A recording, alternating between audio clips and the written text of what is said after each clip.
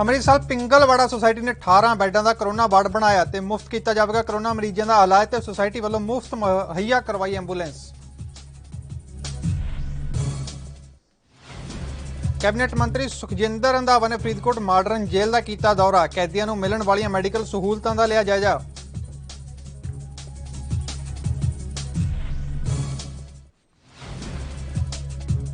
गुरदासपुर के नौजवान की अमरीका च दिल का दौरा पैण नाल होई मौत, सरकार को मृतक की लाश को भारत लियाउण की की अपील।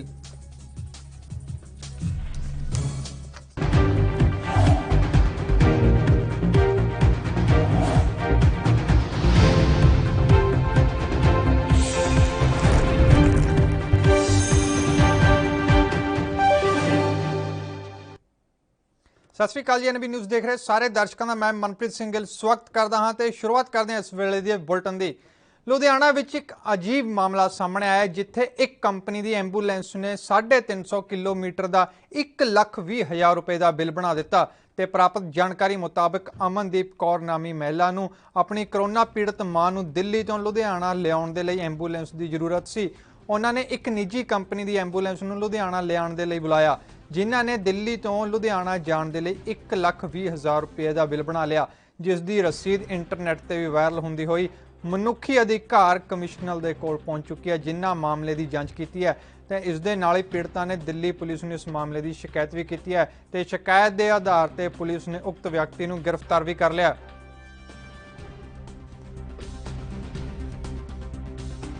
एक फॉरवर्डेड मैसेज था जिसमें मैंने बहुत सारे एम्बुलेंसेज को ट्राई किया। वन ऑफ दैट पर्सन ये वाले थे, कार्डिया केयर जो एम्बुलेंस है।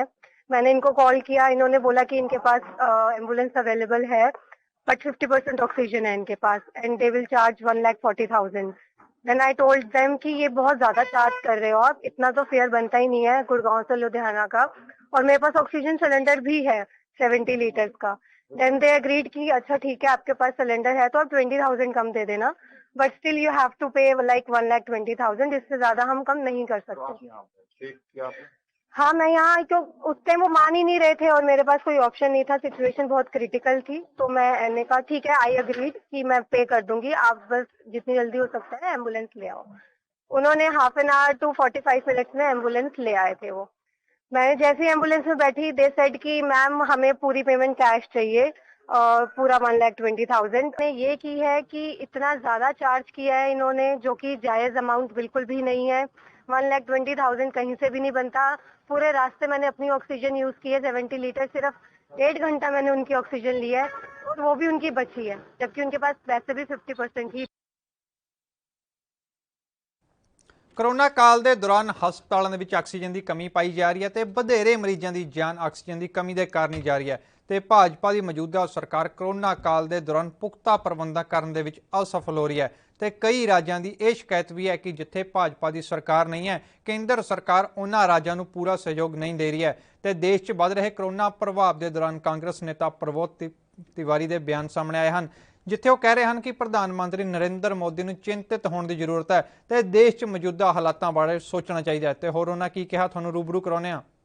संविधान निर्माताओं ने फेडरल स्ट्रक्चर बनाया है भारत के संविधान का। केंद्र के अपने अधिकार है, प्रदेश के अपने अधिकार है, दोनों का अतिक्रमण एक दूसरे पे न हो इसका पूरा ख्याल रखा है। तो लगता है मोदी सरकार संविधान की अवमानना में जुट गई, तभी तो सबसे ज्यादा पढ़े लिखे मुख्यमंत्रियों में से एक हेमंत सोरेन, जो झारखंड के मुख्यमंत्री, उन्होंने जो बात कही है वो फेडरल स्ट्रक्चर को भारत के ऐसा लगता है मोदी जी तोड़ रहे हैं। उन्होंने कहा कि मैंने जब उनसे कोरोना के बारे में, अपनी समस्याओं के बारे में बात की तो वो मन की बात करते रहे। जब मुख्यमंत्री ने कुछ कहा था तो उनकी सलाह माननी चाहिए थी, उनकी मदद करनी चाहिए थी। केंद्र सरकार में आप प्रधानमंत्री के रूप में सिर्फ उसके कानून के संरक्षक है, संविधान के संरक्षक है, तानाशाह नहीं है आप। मुख्यमंत्रियों की बात आपको सुनना चाहिए, समझना चाहिए। मैं आपसे हाथ जोड़कर प्रार्थना करता हूं कि संविधान का पालन। सुप्रीम कोर्ट क्या हम आभारी हैं कि उसने 4,000 मौत जो प्रतिदिन हो रही दुनिया की 25%, 4 लाख जो रोज संक्रमित हो रहे हैं, उससे ज्यादा दुनिया की आधी संख्या है। शर्मनाक है भारत जैसे विकसित देश के लिए। कहां से कहां पहुंचा दिया मोदी जी आपने। सुप्रीम कोर्ट की चिंता स्वाभाविक है कि तीसरी लहर की आहट सुनाई पड़ रही। कान बंद करके न बैठे मोदी सरकार और बफर स्टॉक बनाए ऑक्सीजन का। इस बार जितनी मौतें ऑक्सीजन से हुई हैं, उसकी कमी से वो सबसे ज्यादा शर्मनाक रही है मौजूदा सरकार के लिए, क्योंकि अपनी ऑक्सीजन तो इन्होंने बेच दी और देश को जरूरत पड़ी तो हाथ खड़े कर दिए। मैं आभार व्यक्त करना चाहता हूं और स्वागत करता हूं सर्वोच्च न्यायालय के इस हिदायत का और उम्मीद करता हूं कि मोदी सरकार सुप्रीम कोर्ट से डांट खाने के बाद कुछ तो करेगी। ठीक कहा है श्री राहुल गांधी जी कि प्रधानमंत्री की गलत नीतियों के कारण, गलत प्राथमिकताओं के कारण उनके लिए बंगाल का चुनाव जीतना ज्यादा जरूरी था बनस्पत देश को कोरोना से बचाने का। और उन्होंने वही किया। पूरी ताकत बंगाल में झोंक दी, कोरोना को पैर फैलाने दिया और आज देश इस हालत में पहुंच गया है कि मजबूर होकर, हम नहीं चाहते पर मजबूर होके प्रधानमंत्री लॉकडाउन लगाएंगे। भारी पड़ेगा गरीबों पर, भारी पड़ेगा मजदूरों पर, किसानों पर, छात्रों पर, मध्यम वर्ग के लोगों को, भारत की अर्थव्यवस्था के लिए। प्रधानमंत्री जी, गलतियां आप हैं, कीमत देश ना भुगते। इसलिए आपसे विनम्र आग्रह है, हाथ जोड़कर प्रार्थना है कि 7,500 रुपए हर गरीब तक पहुंचाइए, जिससे वो घर में रहकर खा सके। वरना तो बहुत से ऐसे घर हैं जहां 2 दिन कमाई न हो तो फिर चूल्हा नहीं जलता है, शायद ऊपर बैठ के।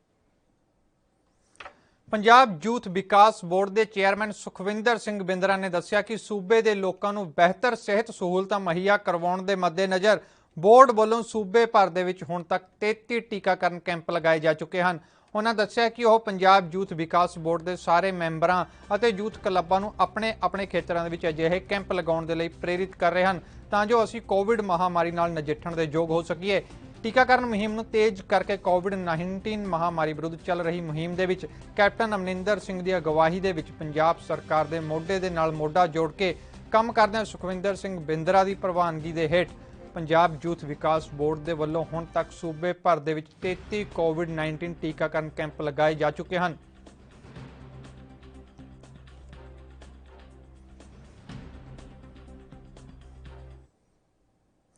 ਕੋਰੋਨਾ 19 ਦੇ ਵੱਧਦੇ ਪ੍ਰਭਾਵ ਨੂੰ ਰੋਕਣ ਦੇ ਲਈ ਉਸਦੀ ਚੇਨ ਨੂੰ ਤੋੜਨ ਦੇ ਲਈ ਸਰਕਾਰ ਨੇ ਲਾਕਡਾਊਨ ਦੀ ਘੋਸ਼ਣਾ ਕੀਤੀ ਹੋਈ ਹੈ ਤੇ ਲਾਕਡਾਊਨ ਦੇ ਬਾਵਜੂਦ ਵੀ ਲੋਕ ਘਰਾਂ 'ਚ ਰੁਕਣ ਨੂੰ ਤਿਆਰ ਨਹੀਂ ਹਨ, ਜਿਸ ਕਾਰਨ ਸਰਕਾਰ ਨੇ ਪੁਲਿਸ ਨੂੰ ਸਖਤੀ ਵਰਤਣ ਦੇ ਆਦੇਸ਼ ਦਿੱਤੇ ਹਨ। ਪਰ ਫਿਰ ਵੀ ਲੋਕ ਬਹਾਨਿਆਂ ਨਾਲ ਆਪਣੇ ਘਰਾਂ ਤੋਂ ਬਾਹਰ ਨਿਕਲਦੇ ਨਜ਼ਰ ਆ ਰਹੇ ਨੇ। ਇਸ ਦੇ ਚੱਲਦੇ ਹੀ ਅੰਬਾਲਾ ਪੁਲਿਸ ਨੇ ਲੋਕਾਂ ਨੂੰ ਸਮਝਾਇਆ ਤੇ ਅਲੱਗ ਤਰੀਕੇ ਦੀ ਸਜ਼ਾ ਦਿੰਦੇ ਹੋਏ ਉਹਨਾਂ ਤੋਂ ਬੈਠਕਾਂ ਵੀ ਕਢਵਾਈਆਂ ਤੇ ਇਸ ਤੋਂ ਬਾਅਦ ਪੁਲਿਸ ਨੇ ਲੋਕਾਂ ਨੂੰ ਘਰ ਤੋਂ ਬਾਹਰ ਨਾ ਨਿਕਲਣ ਦੀ ਹਦਾਇਤ ਵੀ ਜਾਰੀ ਕੀਤੀ ਹੈ ਤੇ ਲੋਕਾਂ ਨੂੰ ਸਮਝਾਇਆ ਕਿ ਕੋਰੋਨਾ ਮਹਾਮਾਰੀ ਵਰਗੀ ਭਿਆਨਕ ਬਿਮਾਰੀ ਤੋਂ ਬਚਣ ਦੇ ਲਈ ਸਰਕਾਰ ਦੀਆਂ ਹਦਾਇਤਾਂ ਦੀ ਪਾਲਣਾ ਕਰਨੀ ਲਾਜ਼ਮੀ ਹੈ।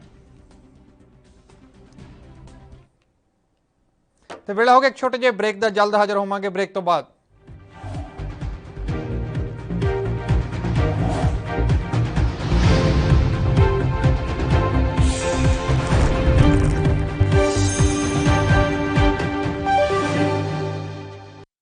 ਪੰਜਾਬ ਵਿੱਚ ਹਰ ਦਿਨ ਟੀਕੇ ਲਗਵਾਉਣ ਦੀ ਸਮਰੱਥਾ ਵਾਲੇ ਸਰਕਾਰੀ ਟੀਕਾਕਰਨ ਕੇਂਦਰ ਸਥਾਪਿਤ ਕੀਤੇ ਗਏ ਹਨ। ਸਰਕਾਰੀ ਸਿਹਤ ਕੇਂਦਰਾਂ ਅਤੇ ਹਸਪਤਾਲਾਂ ਵਿੱਚ ਹਫਤੇ ਦੇ 7 ਦਿਨ ਬਿਲਕੁਲ ਮੁਫਤ ਲਗਾਇਆ ਜਾ ਰਿਹਾ ਹੈ ਟੀਕਾ। ਟੀਕਾ ਲਗਾਓ, ਪਰਿਵਾਰ ਬਚਾਓ। ਪੰਜਾਬ ਸਰਕਾਰ ਵੱਲੋਂ ਜਨਹਿਤ ਵਿੱਚ ਜਾਰੀ। राष्ट्र धर्म रात 8 बजे सिर्फ ANB न्यूज पर।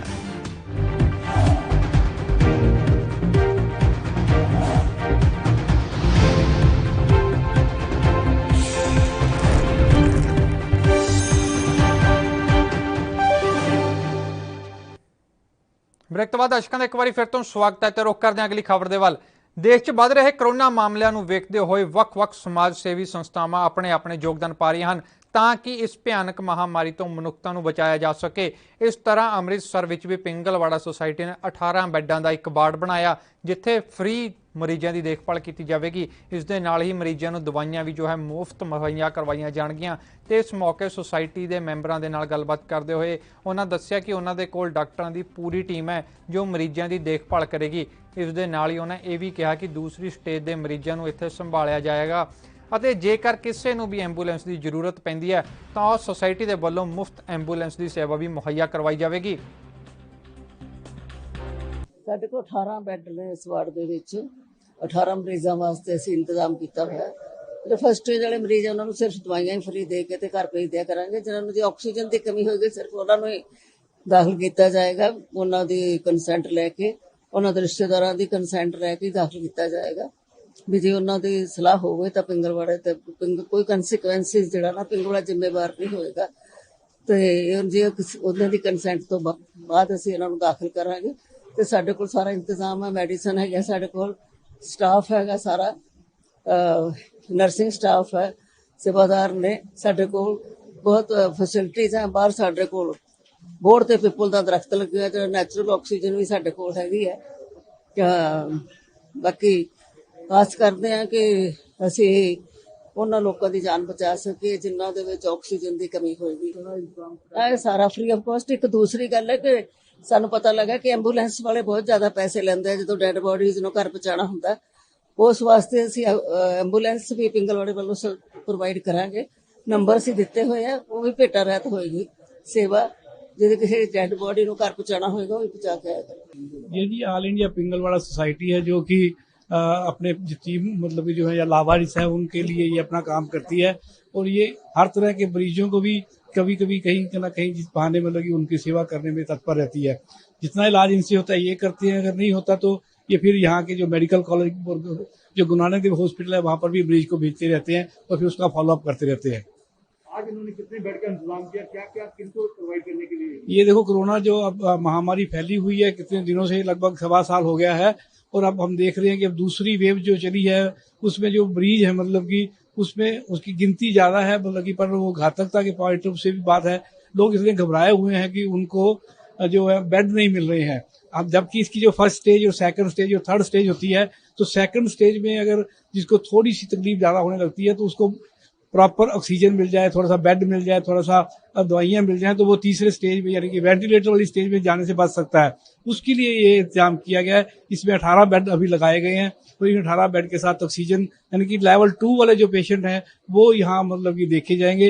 अगर उनकी ऑक्सीजन जो है 90 तक रहती है तो ये यहाँ पर आराम से उनको रखा जा सकता है। उससे कम होने लगेगी तो फिर उनको कहीं और लेवल 3 वाले हॉस्पिटल में या कहीं भी भेजा जा सकता है। बिल्कुल ये फ्री ऑफ कॉस्ट है। पिंगलवाड़ा सोसाइटी जो है सारे जो अपने कितने भी काम करती है, जो भी यहाँ पर लावारिस रहते हैं, जब उनका भी जो कोई पेशेंट उन दवाइयों का खर्चा आता है वो सब फ्री ऑफ कॉस्ट ही होता है। ਤੇ ਵੇਲਾ ਹੋ ਗਿਆ ਇੱਕ ਛੋਟੇ ਜਿਹੇ ਬ੍ਰੇਕ ਦਾ, ਜਲਦ ਹਾਜ਼ਰ ਹੋਵਾਂਗੇ ਬ੍ਰੇਕ ਤੋਂ ਬਾਅਦ।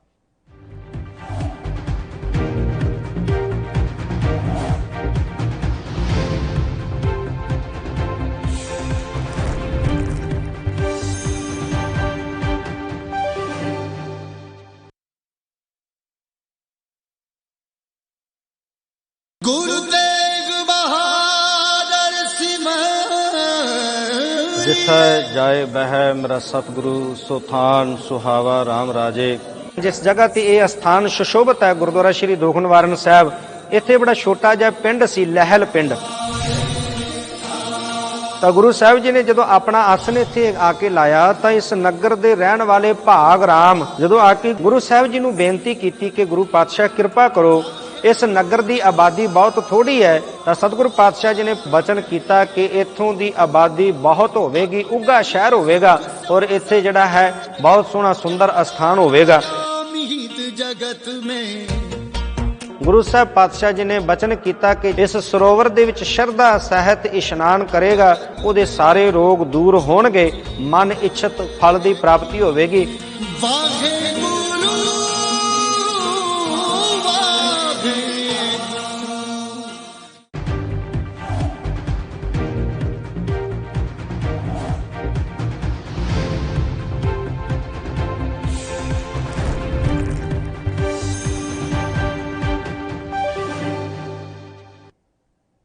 ਬ੍ਰੇਕ ਤੋਂ ਬਾਅਦ ਦਰਸ਼ਕਾਂ ਦਾ ਇੱਕ ਵਾਰੀ ਫਿਰ ਤੋਂ ਸਵਾਗਤ ਹੈ ਤੇ ਰੁਖ ਕਰਦੇ ਹਾਂ ਅਗਲੀ ਖਬਰ ਦੇ ਵੱਲ, ਜਿੱਥੇ ਬੀਤੇ ਦਿਨੀ ਜ਼ਿਲ੍ਹਾ ਰੂਪਨਗਰ ਦੇ ਨਾਲ ਲੱਗਦੇ ਪਿੰਡ 'ਚ ਭਾਖੜਾ ਨਹਿਰ 'ਚ ਦਵਾਈਆਂ ਤੈਰਦੀਆਂ ਹੋਈਆਂ ਮਿਲੀਆਂ ਸੀ ਤੇ ਹਾਲੇ ਉਸ ਦੀ ਜਾਂਚ ਪੂਰੀ ਨਹੀਂ ਹੋਈ ਸੀ ਕਿ ਨਵਾਂ ਮਾਮਲਾ ਨੰਗਲ ਦੇ ਨਾਲ ਲੱਗਦੇ ਪਿੰਡ ਬ੍ਰਹਮਪੁਰਾ ਤੋਂ ਸਾਹਮਣੇ ਆਇਆ, ਜਿੱਥੇ ਭਾਖੜਾ ਨਹਿਰ ਦੇ ਕੋਲ ਕੁਝ ਦਵਾਈਆਂ ਵਿਖਰੀਆਂ ਹੋਈਆਂ ਪਾਈਆਂ ਗਈਆਂ ਤੇ ਜਿਸ ਨੂੰ ਦੇਖ ਕੇ ਪਿੰਡ ਦੇ ਲੋਕਾਂ ਨੇ ਪੁਲਿਸ ਨੂੰ ਸੂਚਿਤ ਕੀਤਾ ਤੇ ਜਿਸ ਦੇ ਚੱਲਦੇ ਮੌਕੇ ਤੇ ਪਹੁੰਚੀ ਪੁਲਿਸ ਨੇ ਵਿਖਰੀਆਂ ਹੋਈਆਂ ਦਵਾਈਆਂ ਨੂੰ ਦੇਖਦੇ ਸਿਵਲ ਹਸਪਤਾਲ ਨੰਗਲ ਦੇ SMO ਨੂੰ ਸੂਚਿਤ ਕੀਤਾ ਤੇ ਉਸ ਤੋਂ ਬਾਅਦ ਸਿਵਲ ਹਸਪਤਾਲ ਨੰਗਲ ਦੇ ਵੱਲੋਂ ਉਸ ਦਾ ਸਟਾਫ ਆਇਆ ਤੇ ਉਹਨਾਂ ਦੇ ਵੱਲੋਂ ਸਾਰੀਆਂ ਦਵਾਈਆਂ ਨੂੰ ਇਕੱਠਾ ਕਰਕੇ ਆਪਣੇ ਨਾਲ ਜਾਂਚ ਦੇ ਲਈ ਲੈ ਗਏ ਤੇ ਇਸ ਸੰਬੰਧੀ ਦਵਾਈਆਂ ਨੂੰ ਜਾਂਚ ਕਰਨ ਆਈ ਟੀਮ ਨੇ ਮੀਡੀਆ ਦੇ ਨਾਲ ਗੱਲਬਾਤ ਕਰਦੇ ਹੋਏ ਦੱਸਿਆ ਕਿ ਇਸ ਤਰ੍ਹਾਂ ਦੀਆਂ ਮੈਡੀਕਲ ਬੇਸਡ ਜਾਂ ਐਕਸਪਾਇਰੀ ਡੇਟ ਦੀਆਂ ਦਵਾਈਆਂ ਨੂੰ ਸ਼ਰੇਆਮ ਸੁੱਟਿਆ ਨਹੀਂ ਜਾ ਸਕਦਾ, ਇਹ ਇੱਕ ਤਰ੍ਹਾਂ ਦਾ ਜੁਰਮ ਹੈ।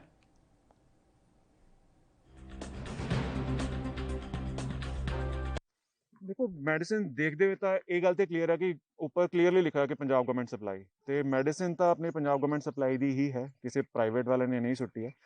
बाकी जो मैडिसिन मिलिया ने मेनली जी आप नॉर्मल इन्फेक्शन वास्ते यूज़ होंगे उही मैडिसिन ने, तो एक्सपायरी डेट जी आप एक दो ट्यूब्स के उत्ते देखी है वो अप्रैल 2022 बहती है, मतलब हमने रीसेंटली एक्सपायर हुई हैं तो वो करके डिस्कार्ड की गई।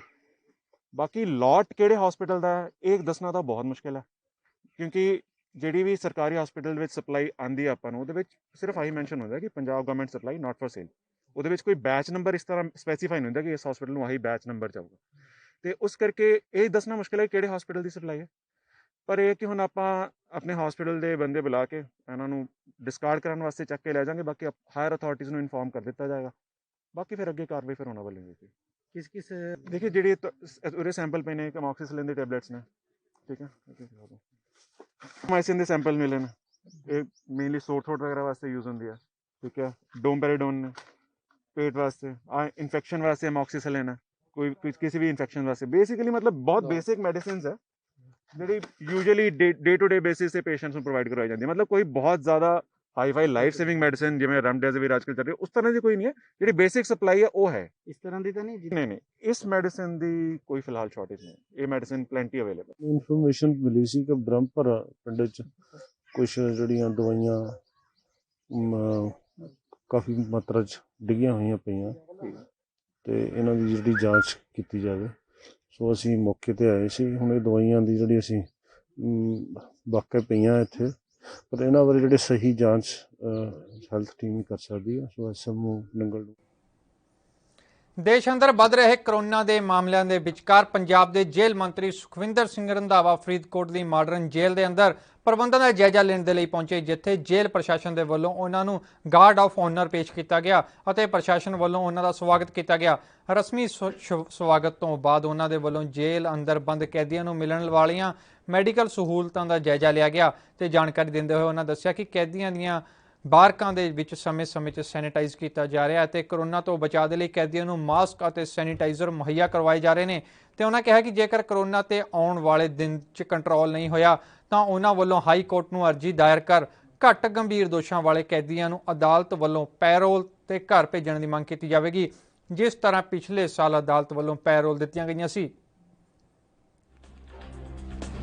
ਜੇਲ੍ਹ ਜਿਹੜੀ ਕਰੋਨਾ ਸਟ੍ਰੇਨ ਜਿਹੜਾ ਇੰਨਾ ਜ਼ਿਆਦਾ ਵੱਧ ਰਿਹਾ ਉਹਦੇ ਲਈ ਮੈਂ ਦੇਖਣ ਆਇਆ ਸੀ ਕਿ ਜਿਹੜਾ ਸਾਰਾ ਕੁਝ ਜੇਲ੍ਹ ਦੇ ਵਿੱਚ ਇੰਤਜ਼ਾਮ ਠੀਕ ਹੈ, ਜੋ ਮੈਡੀਕਲ ਜਾਂ ਦੂਸਰੇ ਇਹਨਾਂ ਕਰਕੇ ਮੈਂ ਇੱਥੇ ਵੀ ਜਾ ਰਿਹਾ ਔਰ ਮੈਂ ਹੁਣ ਜਿਹੜੀ ਜੇਲ੍ਹ ਮੈਂ ਮੁਕਤਸਰ ਜੇਲ੍ਹ ਵੀ ਕਰਾਂਗਾ ਔਰ ਇੱਕ ਦੋ ਦਿਨਾਂ 'ਚ ਅਸੀਂ ਸਾਰੀਆਂ ਜੇਲ੍ਹਾਂ ਦੇ ਵਿੱਚ ADGP ਔਰ ਸਾਡੇ ਜਿਹੜੇ ਸੈਕਟਰੀ ਉਹ ਸਾਰੇ ਅਸੀਂ ਵੱਖ-ਵੱਖ ਜੇਲ੍ਹਾਂ 'ਚ ਆਪ ਜਾ ਕੇ ਉੱਥੇ ਦੇਖ ਰਹੇ ਹਾਂ ਕਿ ਕਿਵੇਂ ਇੰਤਜ਼ਾਮ ਨੇ ਤੇ ਔਰ ਜਿਹੜੀ ਕੋਈ ਮੈਡੀਕਲ ਜਾਂ ਦੂਸਰੀ ਕੋਈ ਆ ਉਹਨਾਂ ਸਾਰਿਆਂ ਦਾ ਜਿਹੜੇ ਸੈਟਿਸਫੈਕਟਰੀ ਆ ਜੇਲ੍ਹ ਦੇ ਵਿੱਚ ਮੈਂ ਅੰਦਰ ਕੈਦੀਆਂ ਨੂੰ ਵੀ ਮਿਲ ਕੇ ਆਏ ਹਾਂ ਔਰ ਜਿਹੜੀਆਂ ਵਿਮਨ ਸਾਡੀਆਂ ਇਨਮੇਟਸ ਉਹਨਾਂ ਨੂੰ ਵੀ ਮਿਲ ਕੇ ਆਏ ਹਾਂ, ਸਾਰਿਆਂ ਦਾ ਦੇਖ ਕੇ ਉਹਨਾਂ ਦਾ ਸੌਣ ਦਾ ਉਹਨਾਂ ਦੇ ਖਾਣੇ ਦਾ ਉਹ ਸਾਰਾ ਕੁਝ ਦੇਖਿਆ। ਦੇਖੋ ਜਿੱਡੀ ਵੱਡਾ ਇੱਕ ਕਮਰਾ ਵਾ ਬੈਰਕ ਜਿਹੜੀ ਆ ਉਹਦੇ 'ਚ ਹੁਣ ਸਿੰਗਲ ਤੇ ਜੇਲ੍ਹ 'ਚ ਪਾਇਆ ਨਹੀਂ ਜਾ ਸਕਦਾ, ਪਰ ਉੱਥੇ ਜੇ ਸੈਨੀਟਾਈਜੇਸ਼ਨ ਤੁਹਾਡੀ ਪੂਰੀ ਆ, ਤੁਹਾਡੀ ਹਵਾ ਪੂਰੀ ਆ ਤੇ ਜੇ ਉਹ ਤੁਸੀਂ 3 ਤੋਂ 4 ਫੁੱਟ ਦੇ ਦੂਰੀ 'ਤੇ ਆ ਤੇ ਫਿਰ ਇਹੋ ਜਿਹੀ ਕੋਈ ਪ੍ਰੋਬਲਮ ਨਹੀਂ। ਹਾਈ ਕੋਰਟ ਦੇ ਕੋਰਟਾਂ ਦਾ ਆਰਡਰ ਸੀਗਾ ਕਿ ਜਿਹੜੇ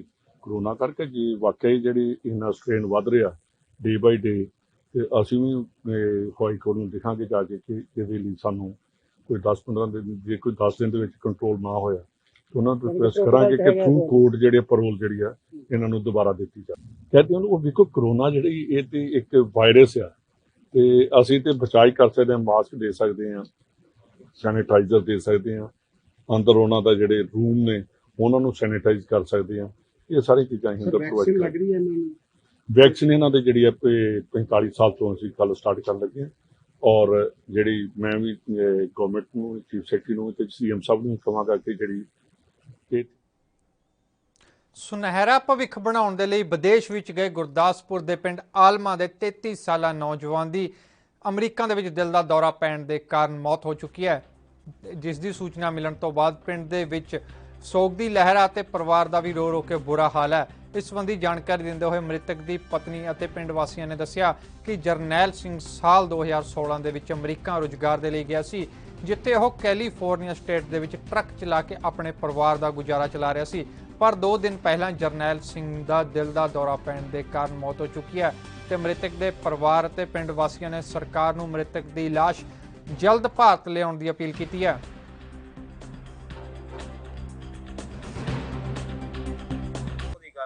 ਸਾਡੇ ਕੋਲ 12 ਵਜੇ 1 ਵਜੇ ਦੇ ਕਰੀਬ ਸਾਨੂੰ ਫੋਨ ਆਇਆ ਕਿ ਉਹਦੀ ਹਾਰਟ ਅਟੈਕ ਨਾਲ ਉੱਥੇ ਮੌਤ ਹੋ ਗਈ ਹੈ ਤੇ ਸਾਨੂੰ ਤੇ ਭਾਜੀ ਕੋਈ ਇਹ ਤੋਂ ਵੱਡਾ ਦੁੱਖ ਕੋਈ ਨਹੀਂ, ਇਸ ਤੋਂ ਵੱਡਾ ਅਸੀਂ ਕੁਝ ਨਹੀਂ ਕਰ ਸਕਦੇ। ਇਸ ਵੇਲੇ ਜੋ ਪਰਿਵਾਰ ਦੇ ਹਾਲਾਤ ਨੇ, 8 ਮਈ ਨੂੰ ਉਹਨਾਂ ਦੇ ਫਾਦਰ ਸਾਹਿਬ ਦੀ ਡੈਥ ਹੋ ਗਈ ਪਹਿਲਾਂ ਪਿਛਲੇ ਸਾਲ, ਤੇ 5 ਮਈ ਨੂੰ ਉਹਨਾਂ ਦੀ ਡੈਥ ਦਾ ਸਾਨੂੰ ਸੁਨੇਹਾ ਮਿਲ ਗਿਆ। ਇਹ ਤੋਂ ਵੱਡਾ ਪਰਿਵਾਰ ਦੇ ਉੱਤੇ ਦੁੱਖ ਦਾ ਸਮਾਂ ਕੋਈ ਨਹੀਂ ਹੋ ਸਕਦਾ। ਸੋ ਬੇਨਤੀ ਆ ਪ੍ਰਸ਼ਾਸਨ ਅੱਗੇ, ਸਰਕਾਰਾਂ ਅੱਗੇ, ਸਾਡੇ ਐਮਪੀ ਨੇ ਸਨੀ ਦਿਓਲ ਜੀ, ਸਾਡੇ ਪ੍ਰਤਾਪ ਸਿੰਘ ਜੀ ਬਾਜਵਾ ਸੰਸਦ ਮੈਂਬਰ ਨੇ ਕਾਦੀਆਂ ਤੋਂ, ਅਸੀਂ ਉਹਨਾਂ ਦੇ ਹਲਕੇ ਦੇ ਵਸਨੀਕ ਹਾਂ, ਉਹਨਾਂ ਦੇ ਕਹੇ ਦੇ ਉੱਤੇ ਸਾਰਾ ਕੁਝ ਪਾਰਟੀਆਂ ਦੇ ਨਾਲ ਅਸੀਂ ਚੱਲਦੇ ਹਾਂ। ਸੋ ਬੇਨਤੀ ਹੈ ਬਾਜਵਾ ਸਾਹਿਬ ਨੂੰ, ਸਾਡੇ ਐਮਪੀ ਸਨੀ ਦਿਓਲ ਜੀ ਨੂੰ, ਸਨੀ ਦਿਓਲ ਨਾਲ ਅਸੀਂ ਰਾਬਤਾ ਕਾਇਮ ਉਹਨਾਂ ਦੇ ਪੀਏ ਨਾਲ ਕੀਤਾ, ਉਹਨਾਂ ਅੱਗੇ ਸਾਡੀ ਬੇਨਤੀ ਹੈ ਕਿ ਛੇਤੀ ਛੇਤੀ ਜੋ ਡੈੱਡ ਬੋਡੀ ਹੈ ਉਹ ਜਿਸ ਤਰੀਕੇ ਨਾਲ ਕਰੋਨਾ ਦਾ ਪ੍ਰਕੋਪ ਦੇਸ਼ 'ਚ ਵਧਦਾ ਜਾ ਰਿਹਾ ਤੇ ਕੇਂਦਰ ਸਰਕਾਰ ਕਰੋਨਾ ਪੀੜਤਾਂ ਦੇ ਲਈ ਪੂਰੇ ਪ੍ਰਬੰਧ ਨਹੀਂ ਕਰ ਰਹੀ ਹੈ, ਉੱਥੇ ਹੀ ਸਮਾਜ ਸੇਵੀ ਸੰਸਥਾਵਾਂ ਖਾਲਸਾ ਏਡ ਮਸੀਹਾ ਬਣ ਕੇ ਲੋਕਾਂ ਦੇ ਲੋੜਵੰਦਾਂ ਦੇ ਲਈ ਸਹਾਇਤਾ ਦੇ ਲਈ ਅੱਗੇ ਆ ਰਹੀ ਹੈ। ਤੇ ਪਹਿਲਾਂ ਵੀ ਵੱਖ-ਵੱਖ ਗੁਰਦੁਆਰਿਆਂ ਦੇ ਵੱਲੋਂ ਕਰੋਨਾ ਮਰੀਜ਼ਾਂ ਦੇ ਲਈ ਆਕਸੀਜਨ ਦਾ ਲੰਗਰ ਦਾ ਸ਼ੁਰੂਆਤ ਕੀਤੀ ਗਈ ਸੀ ਤੇ ਹੁਣ ਦਿੱਲੀ 'ਚ ਕਰੋਨਾ ਮਰੀਜ਼ਾਂ ਦੇ ਲਈ ਲੰਗਰ, ਮੁਫਤ ਦਵਾਈਆਂ ਦੀ ਸੇਵਾ ਵੀ ਕੀਤੀ ਜਾ ਰਹੀ ਹੈ ਤੇ ਦਿੱਲੀ 'ਚ ਸਿੰਘ ਸਭਾ ਮੈਨੇਜਮੈਂਟ ਦੇ ਵੱਲੋਂ 10 ਆਕਸੀਜਨ ਕੰਸਨਟ੍ਰੇਟਰ ਮਸ਼ੀਨਾਂ ਵੀ ਲਾਈਆਂ ਗਈਆਂ ਹਨ ਤਾਂ ਜੋ ਵੱਧ ਤੋਂ ਵੱਧ ਮਰੀਜ਼ਾਂ ਦੀ ਸਹਾਇਤਾ ਕੀਤੀ ਜਾ ਸਕੇ।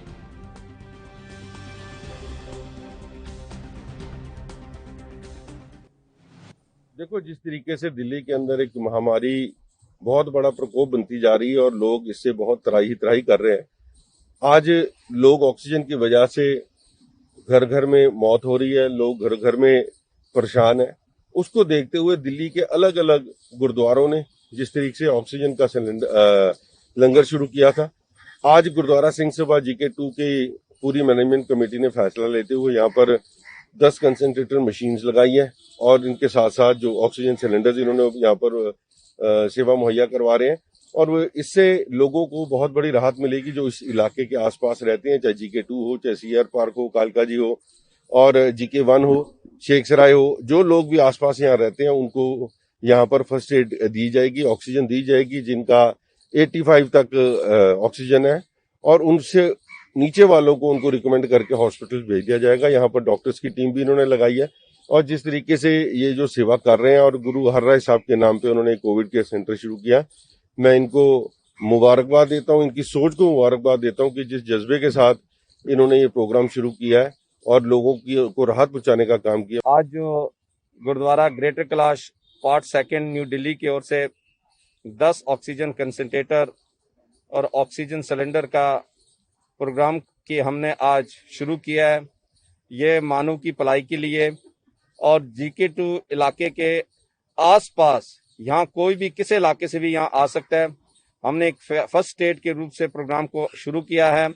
हमारे यहाँ वॉलंटियर्स हैं, हमारे यहाँ नर्सेज अवेलेबल होंगे, डॉक्टर अवेलेबल होंगे और फुल फ्लैश हमारी गुरुद्वारा GK2 की ओर से सेवा प्रोवाइड करने का हमारा ये डिसीजन मैनेजमेंट कमेटी की ओर से हुआ है और हम सभी लोगों से अपील करते हैं कि आप यहाँ आइए जिनका ऑक्सीजन लेवल 85 तक है और उनको हम अपनी तरफ से हमारी तन मन के साथ उनकी सेवा करने के लिए हम लोग तैयार हैं। और साथ में कोविड पेशेंट के लिए हमने लंगर भी शुरू किया है। कोई भी हमारे इस इलाके का कोविड पेशेंट जिसको लंगर की जरूरत हो वो भी हमारे साथ संपर्क कर सकता है। और जो कोविड पेशेंट है उनके लिए हमने मेडिसिन का भी व्यवस्था किया है। ਪਟਿਆਲਾ ਦੀ ਪੰਜਾਬੀ ਯੂਨੀਵਰਸਿਟੀ ਦੇ ਵਾਈਸ ਚਾਂਸਲਰ ਨੇ ਐਨਸੀਸੀ ਦੇ ਅਧਿਕਾਰੀ ਰਾਜੇਸ਼ ਸ਼ਰਮਾ ਦੇ ਨਾਲ ਮੁਲਾਕਾਤ ਕੀਤੀ। ਉਹਨਾਂ ਦੱਸਿਆ ਕਿ ਜਿੰਨੇ ਵੀ ਕਾਲਜ ਪੰਜਾਬੀ ਯੂਨੀਵਰਸਿਟੀ ਦੇ ਅਧੀਨ ਆਉਂਦੇ ਹਨ ਉਹਨਾਂ ਸਭ 'ਚ ਐਨਸੀਸੀ ਇਲੈਕਟਿਵ ਸਬਜੈਕਟ ਦੀ ਕਲਾਸ ਦੀ ਸ਼ੁਰੂਆਤ ਕੀਤੀ ਗਈ ਹੈ ਤੇ ਜਿਸ ਦੇ ਨਾਲ ਵਿਦਿਆਰਥੀਆਂ ਨੂੰ ਕਾਫੀ ਮੁਨਾਫਾ ਹੋਵੇਗਾ। ਉਹਨਾਂ ਕਿਹਾ ਕਿ ਜਿਵੇਂ ਇਸ ਵਕਤ ਕਰੋਨਾ ਮਹਾਮਾਰੀ ਫੈਲੀ ਹੋਈ ਹੈ ਪਰ ਫਿਰ ਵੀ ਸਾਡੇ ਕਈ ਜਵਾਨ ਇਸ ਸਮੇਂ ਵੀ ਹਸਪਤਾਲਾਂ ਦੀ ਸੇਵਾ ਨਿਭਾ ਰਹੇ ਨੇ ਤੇ ਇਸੇ ਤਰ੍ਹਾਂ ਹੀ ਵਿਦਿਆਰਥੀਆਂ ਦੇ ਲਈ ਇੱਕ ਸੋਨੇ ਰੰਗਾ ਮੌਕਾ ਹੋਵੇਗਾ जो कि इस सबजैक्ट के दोबारा भारतीय फौज च भाग ले पाउणगे। पंजाबी यूनिवर्सिटी पटियाला दे हैगे कल उन्होंने सानू थोड़ा टाइम दिता सी शाम नूं मुलाकात करन दा ते उहदा मेन मकसद है कि यूनिवर्सिटी ग्रांट्स कमीशन ने एनसीसी नूं एज अ इलैक्टिव सबजैक्ट दी प्रवानगी वास्ते सारे वाइस चांसलर नूं ऑल ओवर इंडिया लिखिया ते असीं उस मकसद वास्ते उन्हां कोल गए सी कि जिन्ने भी कॉलेजिस उनके अंडर आते वो अपने ਉਹਦੇ अंडर अपनी रिस्पॉन्सिबिलिटी अंदर जिन्ने भी कॉलेज ने ਉਹਦੇ 'ਚ एनसीसी एज अ इलैक्टिव सबजैक्ट ਨੂੰ ਬੱਚਿਆਂ ਦੇ ਬੈਨੀਫਿਟ ਵਾਸਤੇ ਪ੍ਰਵਾਨਗੀ ਦੇ ਸਕਣ ਤੇ ਉਹ ਸਾਡੇ ਸਾਹਮਣੇ ਉਹਨਾਂ ਨੇ ਸਾਨੂੰ ਅਸ਼ੋਰੈਂਸ ਦਿੱਤੀ ਹੈ ਕਿ ਉਹ ਡੀਨ ਸਾਹਿਬ ਨੂੰ ਲਿਖਣਗੇ ਤੇ ਮੋਸਟ ਲਾਈਕਲੀ ਬਿਕੋਜ਼ ਇਹ ਬੜਾ ਚੰਗਾ ਕਾਰਜ ਹੈ ਮੇਰੇ ਹਿਸਾਬ ਨਾਲ ਤੇ ਇਹਦੇ 'ਚ ਕਿਸੇ ਨੂੰ ਓਬਜੈਕਸ਼ਨ ਹੋਣ ਦੀ ਕੋਈ ਗੱਲ ਨਹੀਂ ਹੈਗੀ। ਕਿਸੇ ਚੀਜ਼ ਦਾ ਕੋਈ ਖਰਚਾ ਜਿਹੜਾ ਜਿਹਨੂੰ ਕਹਿੰਦੇ ਅਸੀਂ ਇਨਫਰਾਸਟ੍ਰਕਚਰ ਵਧਾਉਣ ਵਾਸਤੇ ਜਾਂ ਟ੍ਰੇਨਿੰਗ ਵਾਸਤੇ ਐਸਾ ਕੁਝ ਨਹੀਂ ਹੈ।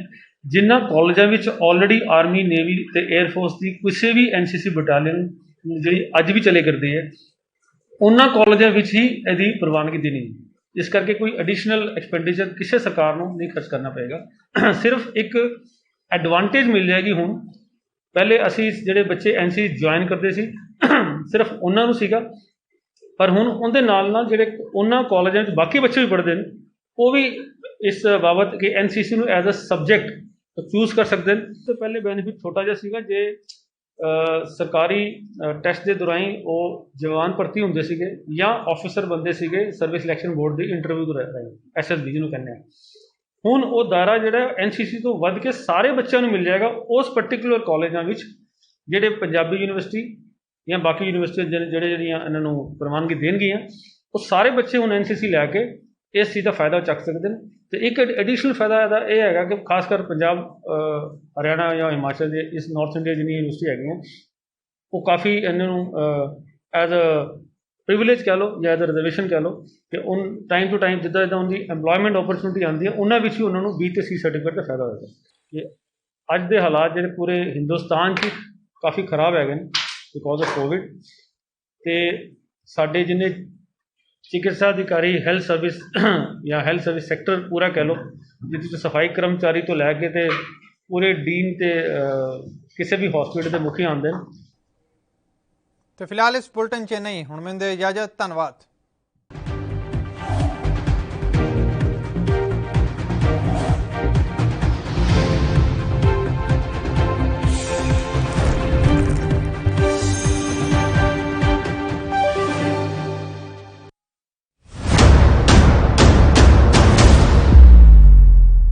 हक की बात दोपहर 12 बजे सिर्फ ANB न्यूज़ पर।